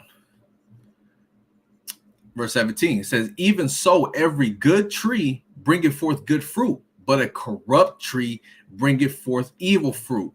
Right? Skip down a little bit. Boom. 19, every tree that bringeth not forth good fruit is hewn down and cast into the fire. So broken as a tree, this tree, these nations, these workers of iniquity, this forest in the valley of the shadow of death, they're all going to get hewn down, right? Because they're operating in wickedness. You see that? Man, that's a mighty precept put together on that one, right? And then I'm gonna now. So look, this is where we're at. So we identified what the shadow of death is. We know what evil is, right? Now we have to go into the shadow of good, the shadow of life, and operate in the shadow of life in order to withstand and contend against the shadow of death. You understand? So now let's go to what the shadow of life is, the shadow of good, right? We're not operating in the valley of the shadow of death. We're operating in the valley of the shadow of life. Right? Let's go to Psalm chapter 13. Slakia 17. Oops, Slakia, put 7. Psalm 17. Slakia, that's not what I want. Psalm 63. Right? This is the book of Psalm chapter 63 and verse number. Oh man, this whole thing's fire. Yeah, let me start at the top. Right? It says, O Yahweh, thou art my power. Early will I seek thee. My soul thirsteth for thee. My flesh longeth for thee in a dry and thirsty land. Right? So we're seeking the Most High early. We're not waiting until we old. Oh, I'm gonna live my life now, and I'll serve the Lord when I get a little older. No, man, we're doing that. We're doing it right now, right? Because we're thirsting for the Most High. Our flesh needs to be tamed, and we need to long for the Most High in our spirit, even though we're cast into a dry and thirsty land, the valley of dry bones, which is also the valley of the shadow of death, where no water is, right? No wisdom here. To see thy power and thy glory, so as I have seen thee in the sanctuary, because thy loving kindness is better than life, my lips shall praise thee. Thus will I bless thee while I live. I will lift up my hands in thy name. My soul shall be satisfied as with marrow and fatness. Right? That's that the sidew's coming back, man. You're getting meat on your bones now. Your spirit is getting fed. And my mouth shall praise thee with joyful lips. When I remember thee upon my bed and meditate on thee in the night watches. Right? Remember, the night watches represents a time of darkness and a time of trouble and a time where you're having nightmares, man. Right? In the time where you're laying down in evil and in darkness, we're remembering the Most High and we're meditating on the reward that comes with that morning time, right? And what's that morning? Yahweh Shai, Revelation 22, right? Verse 7. Because thou hast been my help, therefore in the shadow of thy wings will I rejoice, right? So that's the shadow we need to get shade under, not the shadow of death. Right? Not evil overcompassing you and looking upon you. You can't seek shelter in the valley of the shadow of death. You're going to end up dying. You're going to lose your way. You're going to be thrown by the wayside. Right? But we need to operate and rejoice and seek shelter in the shadow of the Most High's wings. That's the shadow that we need. That's the shade that we need. Right? My soul followeth hard after thee. Thy right hand upholdeth me. Right, Con, that's it on that one. Let me go down to Psalm 17 now. Right, so in our time of darkness, the Lord will cover us with a shadow, man. Powerful. Psalm 17 and verse 1.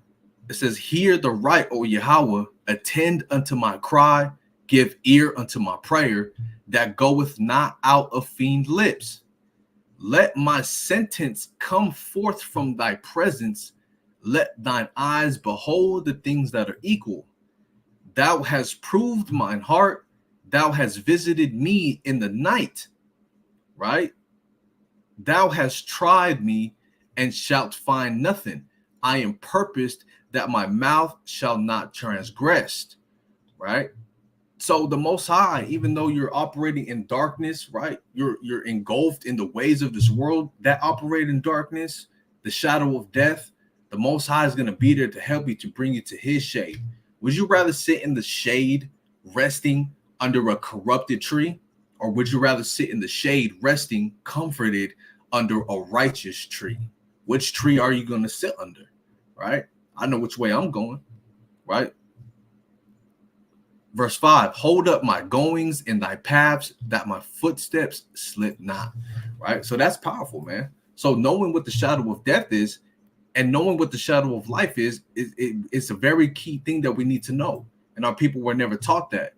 We always know, the valley of shadow of death, I shall not want it. But what about the shadow of life, man? The churches don't teach about the shadow of life. They don't teach about the shadow of righteousness. You know, this world don't teach you that. You understand? So now I'm going to go to Mark, right?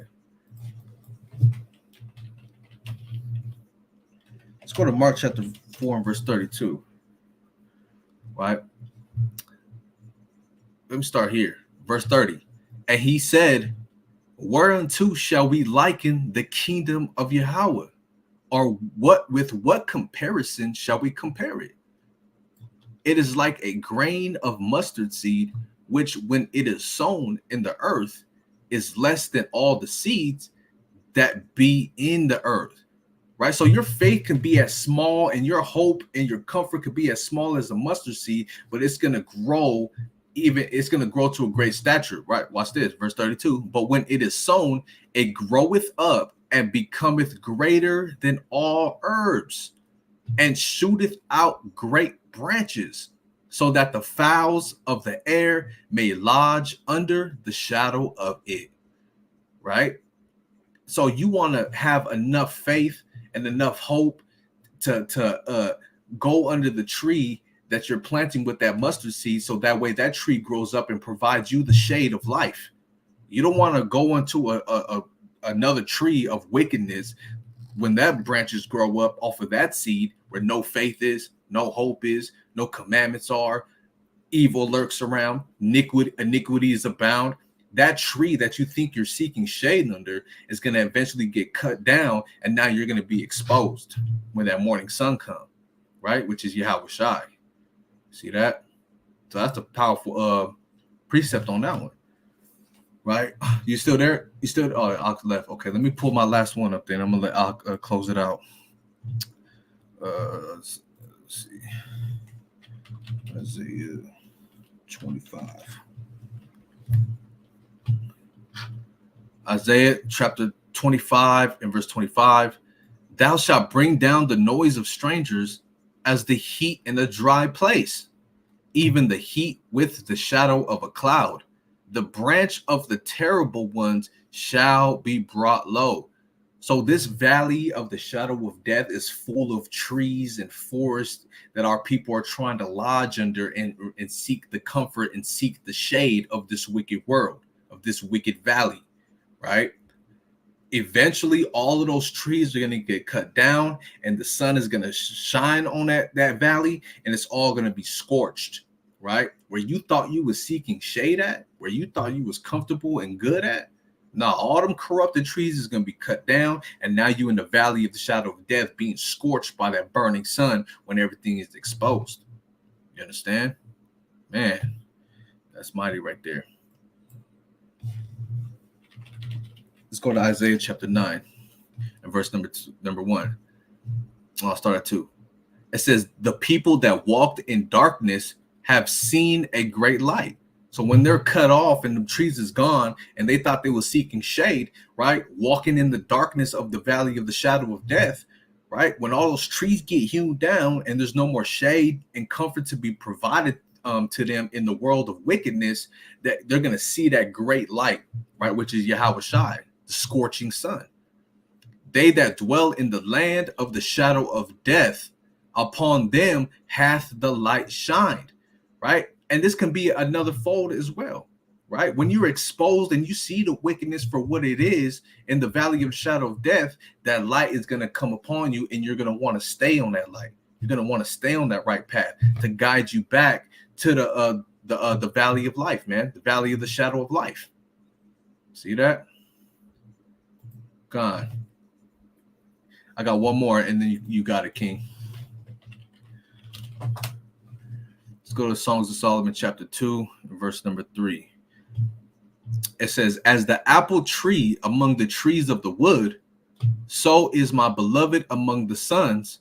I sat down under his shadow with great delight, and his fruit was sweet to my taste." Right? So that apple tree is a specific tree, right? A specific nation among the trees, or among the nations of the wood. The wood is the people. So is my beloved among the sons. I sat down under his shadow with great delight. It's delightsome to be under the righteous shadow, man. Right? Not the shadow of wickedness. And his fruit, right? The wisdom, the teachings, the things that are bared from operating in righteousness was what? Sweet to my taste, not bitter. You understand? Go ahead, King. You got it. That's it for my precepts.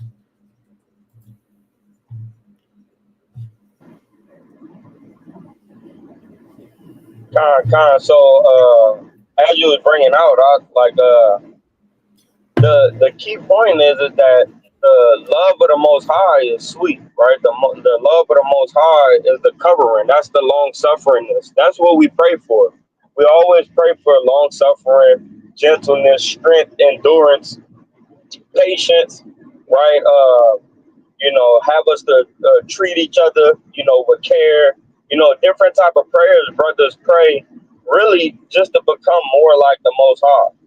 You feel what I'm saying? Us being the children of God, right? There's ways that we operate as being sons of the Most High, right? And not sons and daughters of Hashatan, right? So every step of the way, man, we need to realize whose covering, whose protection are we under, right? Because it rains on the evil just as well as it rains on the good, meaning that you could prosper and not die at being good while being good, as well as you could prosper and not die as being evil.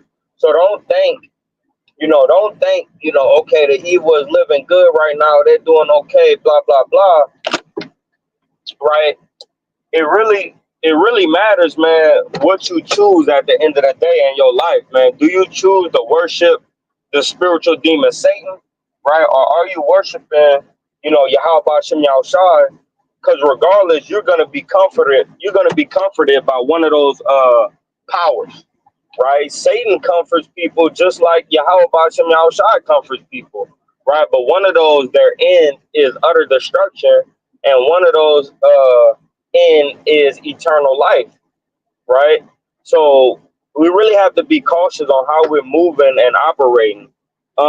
Give for me the book of Proverbs. Let me see. No, Isaiah 42 and verse number 5.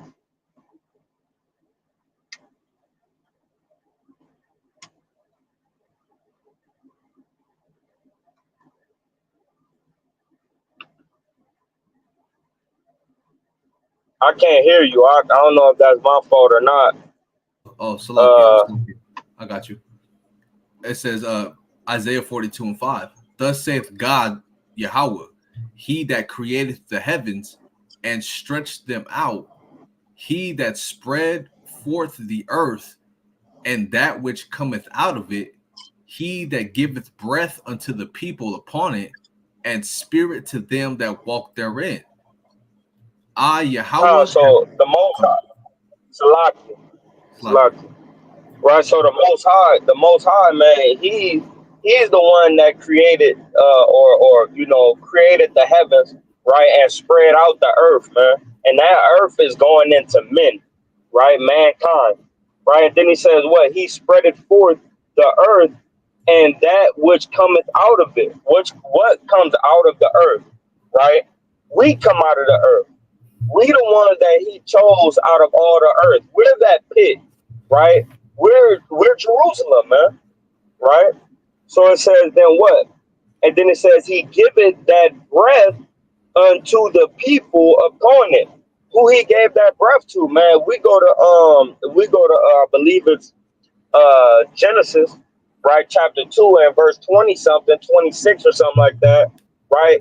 He shows us that he gave us the breath of life, man. All these other nations, they got the breath of smoke, man, the breath of death, man, the laws and ways that leadeth unto death, man. But the Lord gave us that everlasting breath of life, man, right? So and then it also said, and spirit to them that walk therein. If you walk in the breath of a Mashiach Yahushai, he's going to give you that spirit that he always created that was within you, right? Read on. God, verse 6. I, Yahweh, have called thee in righteousness, and will hold thine hand, and will keep thee, and give thee for a covenant of the people, for a light of the Gentiles. So the Lord gave us these laws.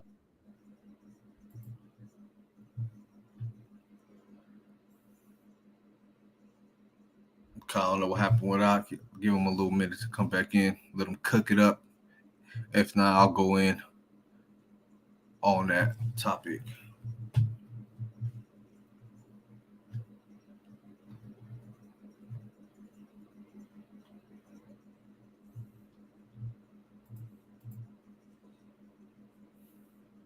There you go. There you go.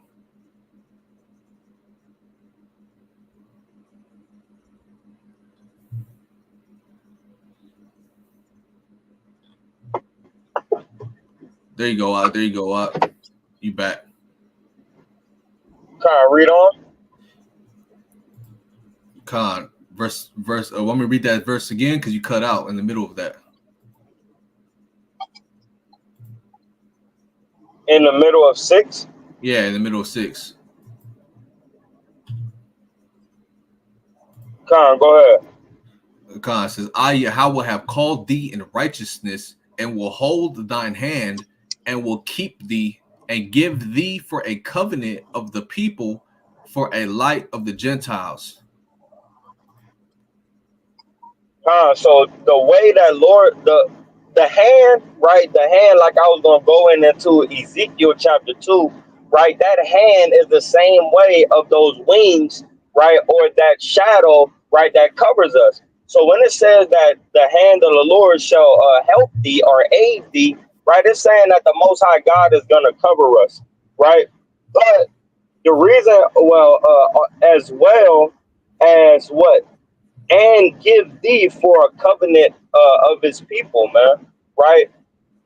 Just like I was stating earlier, man, the Most High came back, right? First, he espoused us, right? And then when he came and shed that blood, right, he popped that cherry on that marriage. Now we're married until Yahweh Shem Yahushai again, right?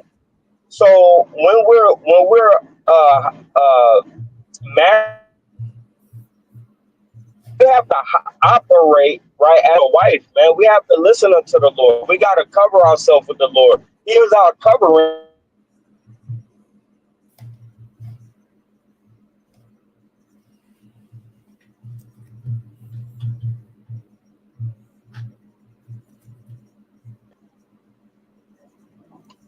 You can hear me? Yeah, you cut out real bad. Your You can screen hear me? got frozen. Oh man.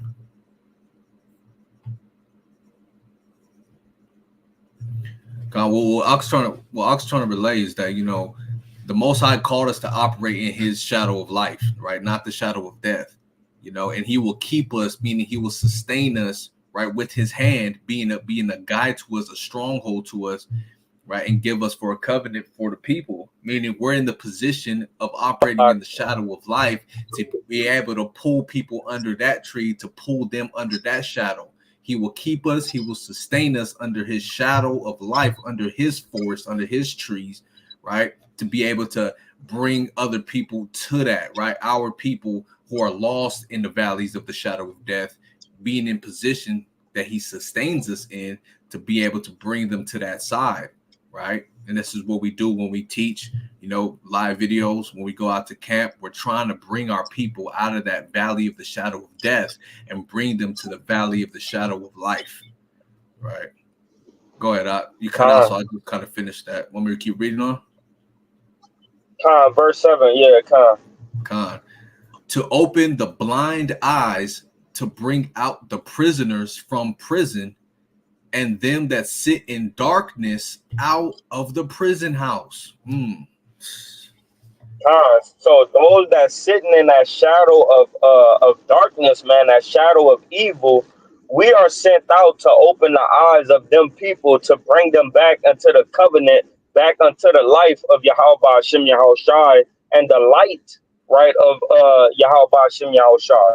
So when we this lesson right here, just to sum it all up, man, we gotta remain operating in the light, right? Way more than we fall into the steps of darkness, right?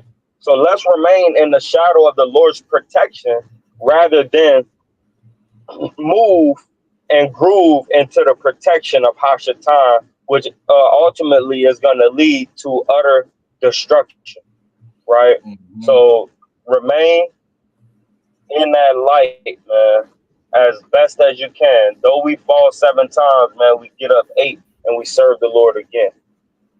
Right. God, that's right. Yeah. That's right. So so the key point of this lesson, man, share this, whoever you deem want to understand the lesson. You know what I'm saying? It's a good topic. We know what the valley of the shadow of death is, but we need to operate in the valley of the shadow of life, right? The churches and everything teaching in between identify what the shadow of death is, but they never tell us how to operate in the shadow of life, man. Right, which is very important for us to understand, right? And when you think upon that topic, just the title alone, different analogies are going to come to your remembrance, and you're going to be able to relay them in a wise manner, and that's going to be another tool to bring your people who are blind, operating in that darkness, to bring them to that other side, man, that valley of life, But with that, I'm going to say Shalom, all praise to the Most High, Yahweh Bashim Yahushai, and with that. Kwame Ashala. Kwame Ashala. Shalom. Shalom, y'all.